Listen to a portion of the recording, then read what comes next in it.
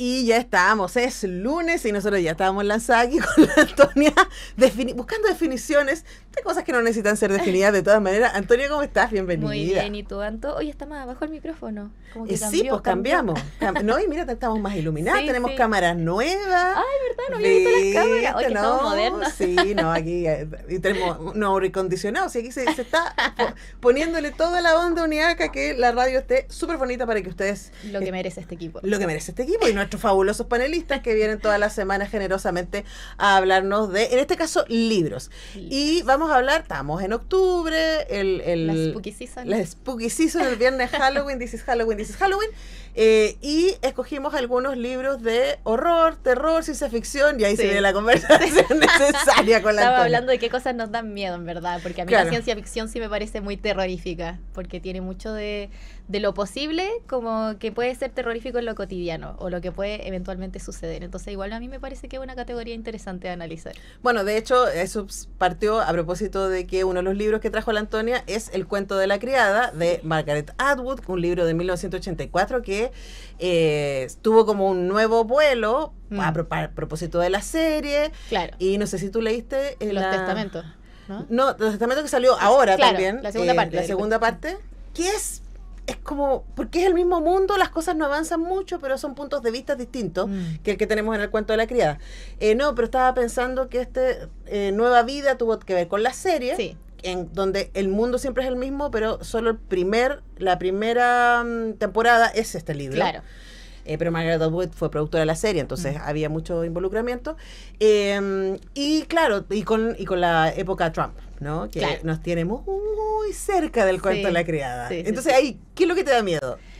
Mira, a mí lo que me pasa con este libro, y lo que me parece terrorífico, es que lo primero que se controla en esta nueva sociedad, que en realidad es una dictadura teocrática, tiene que ver mucho con, obviamente, el fascismo y las religiones, dominada por hombres, es que se suprimen al tiro los derechos de las mujeres. Es lo primero que pasa en este libro y qué más atemorizante que eso. O sea, no estamos tan alejados de lo que puede llegar a suceder eventualmente en algún gobierno, digamos, más autoritario.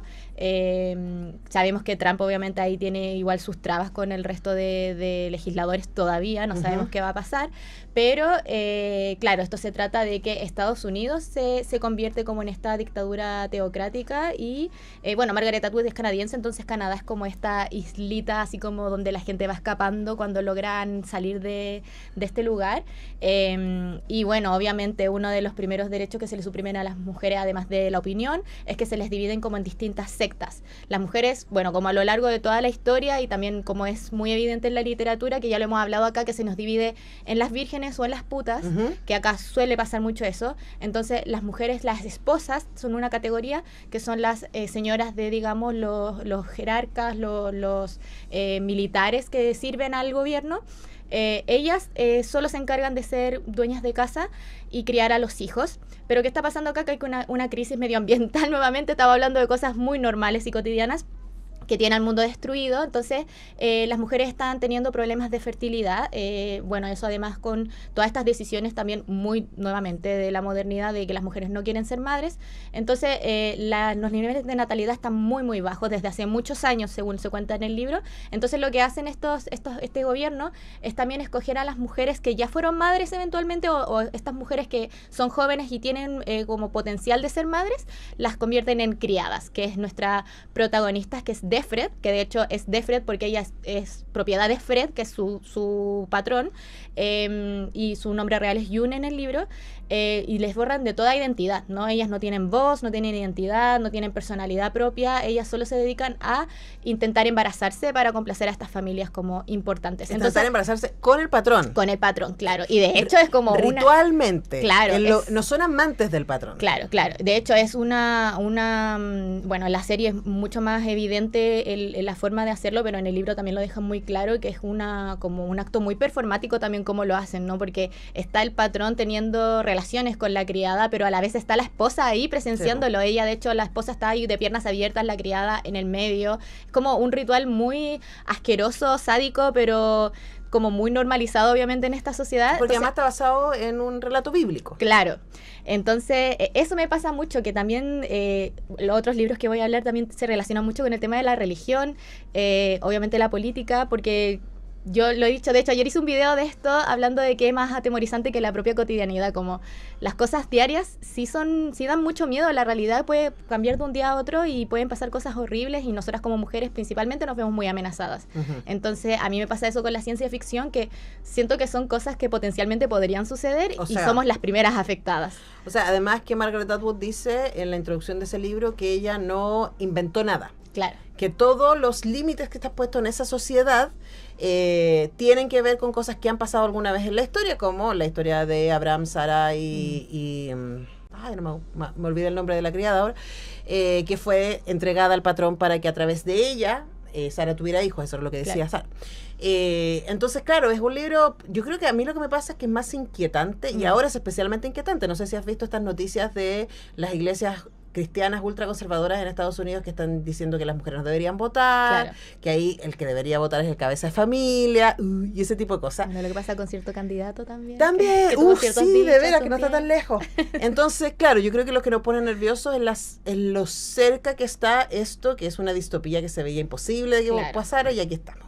Claro. ¿No? El cuento de la criada, especialmente importante de leer en este preciso instante. Sí, yo siempre lo recomiendo. Yo creo que es de esos libros que no me canso de recomendar siempre, porque creo que es una lectura súper crítica y actual, y fue escrito hace mucho rato, pero no deja de ser actual, y eso me parece muy increíble de Margaret Atwood. O sea, fue escrito hace 40 años.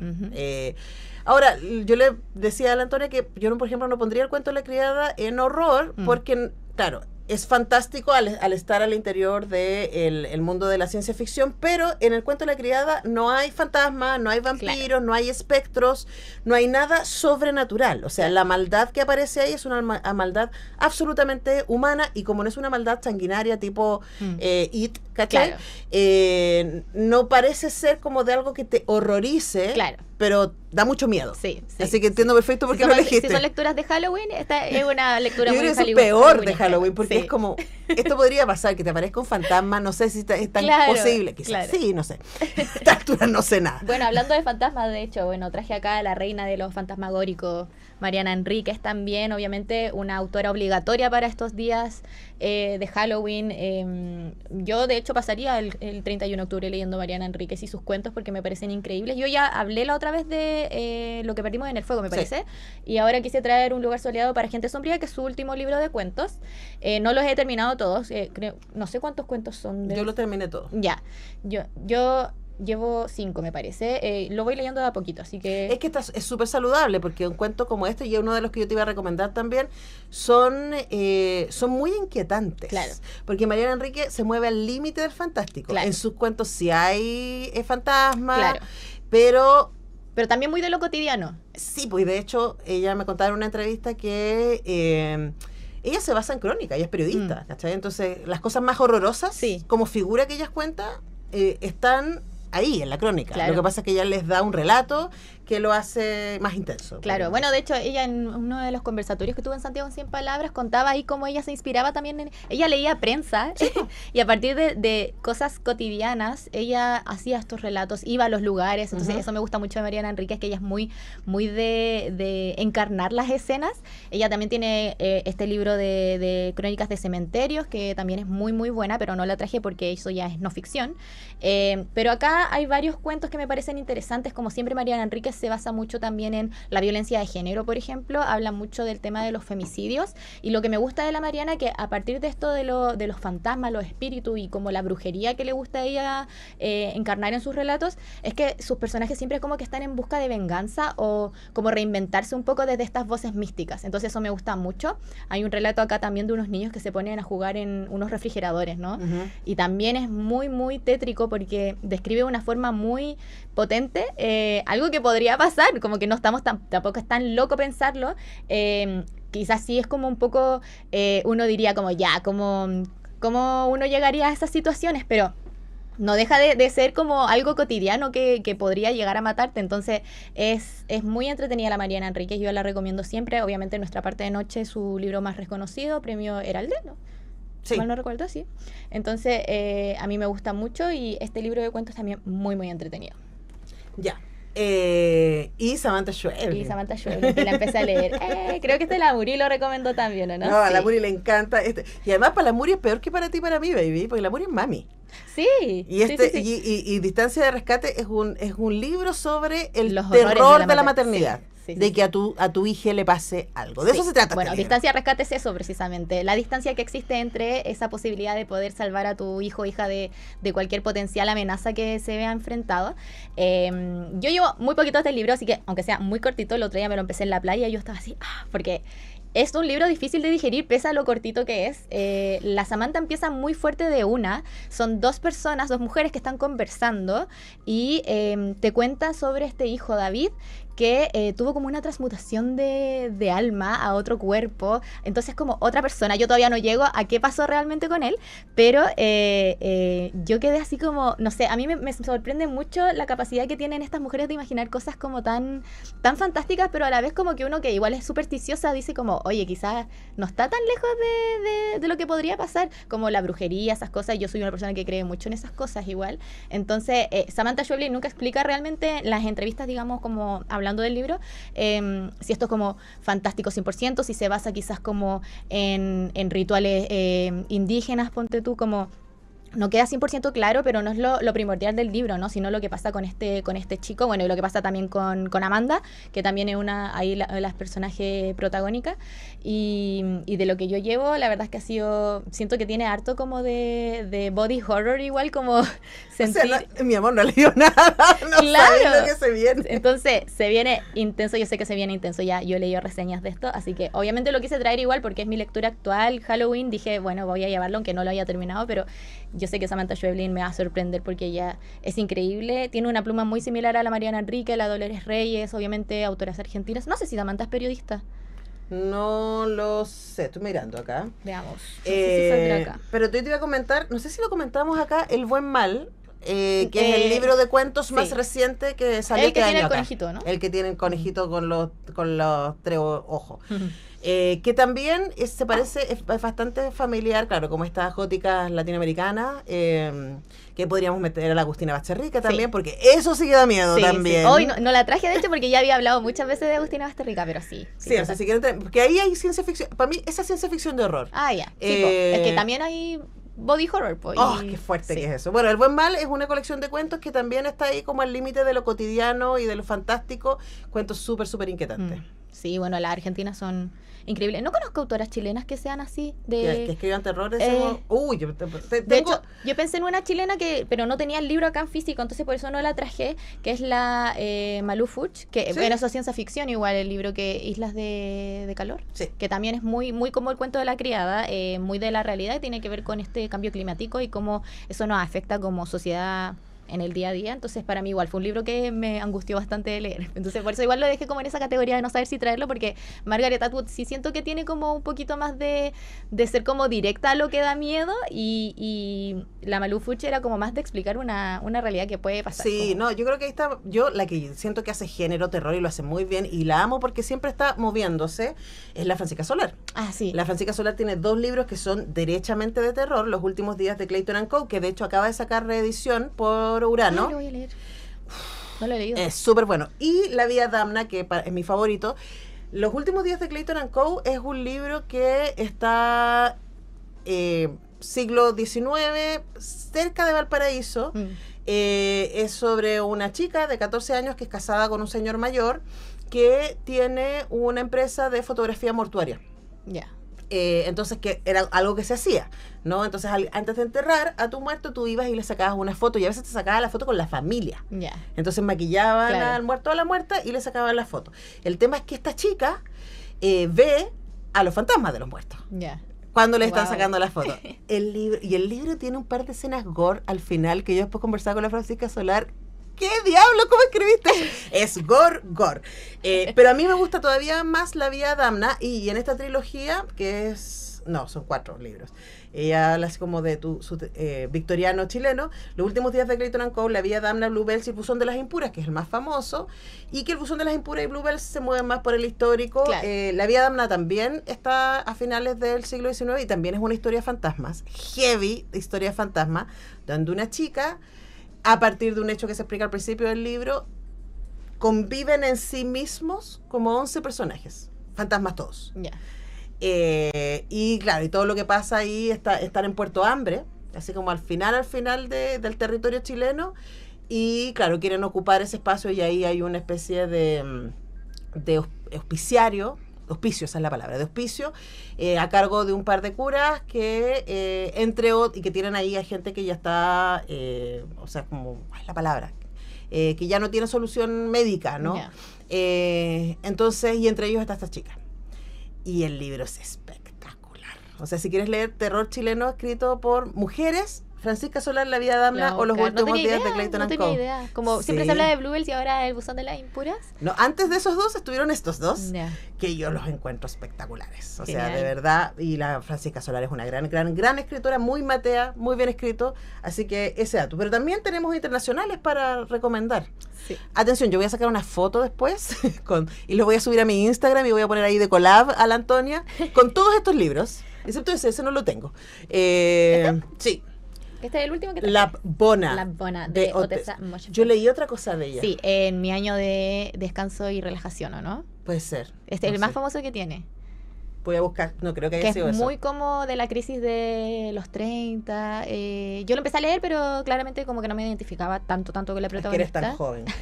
Todavía me quedan mis buenos años. Entonces, claro, me costó un poquito ahí conectar, pero este libro, yo no sé qué más escribirá la Otessa, pero son los únicos dos que yo conozco de ella. Hay harto más, fíjate. Sí, tiene varios libros y este es como su cuarto o quinto libro. Mi nombre era Aileen del 2015, pero ese es 2022. Ya. Tiene otro que se llama McGlue, que se estuvo en Chile también porque también está editado por Alfaguara. Alfaguara, sí, McGlue. Súper. Este libro, bueno, nuevamente, para mí siento que me gustó mucho porque se asemeja mucho a estas voces latinoamericanas del terror, particularmente a la Basterrica, principalmente con Las Indignas, sí. Pero nuestro protagonista es un niño, es un chico que él tiene tiene una deformidad en la cara, Ujú. y es muy odiado por su padre. Su padre es ultra religioso, fanático religioso, y viven en la época medieval, entonces es como igual un poco secta como la comunidad que tienen. A mí me recuerda muchísimo a Midsommar de Ari Aster. Siento que es como esa misma vibra porque pasan las mismas cosas, como esos rituales un poco satánicos que tienen de repente esta gente que es tan fanática de esta secta. Entonces me parece que es un libro muy, muy entretenido, se lee muy rápido. Obviamente aquí hay un cabrito, una ovejita, porque pasan cosas ahí también con estos rituales que tienen de repente.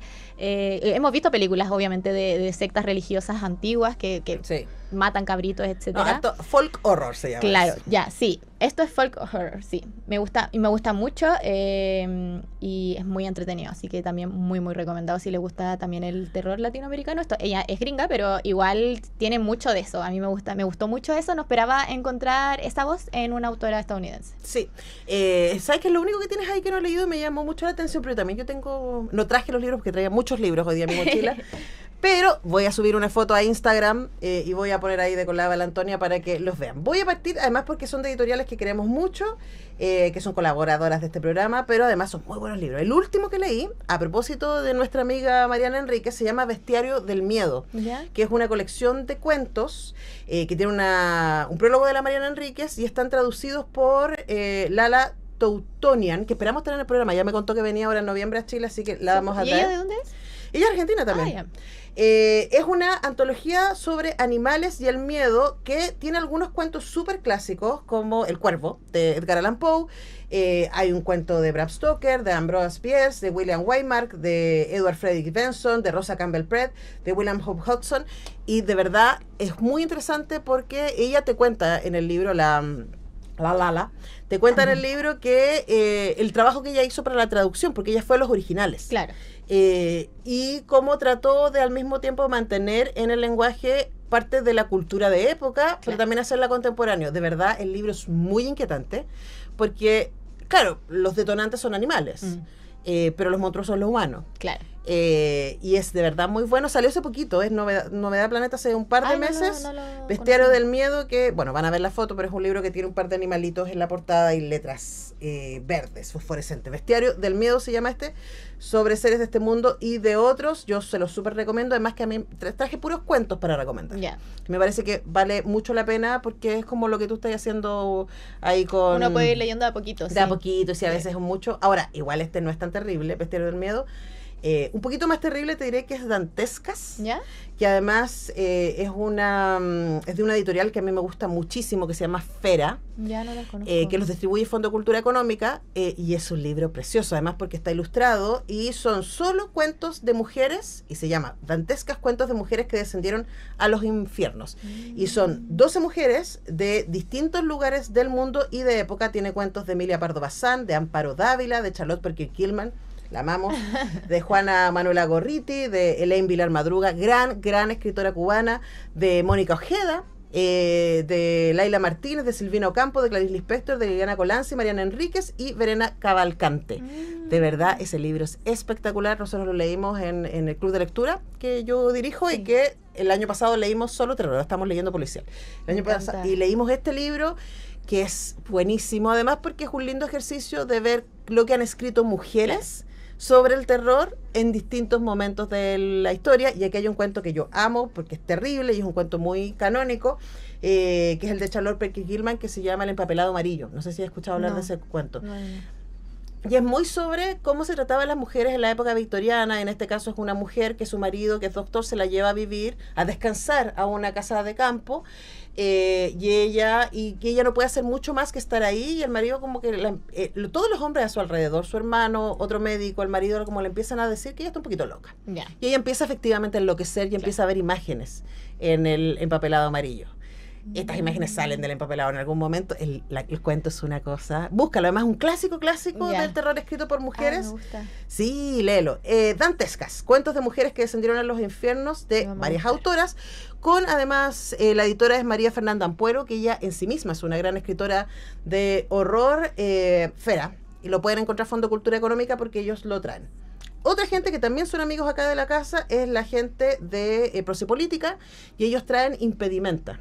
¿Ya? Y Impedimenta tiene varios cuentos. De hecho, yo les iba a recomendar uno de Edith Wharton que se llama Cuentos Siniestros, que es tremendo. O sea, es como uno piensa Mariana Enrique, Samantha Schweblin, esto como del cotidiano, que se sale un poquito.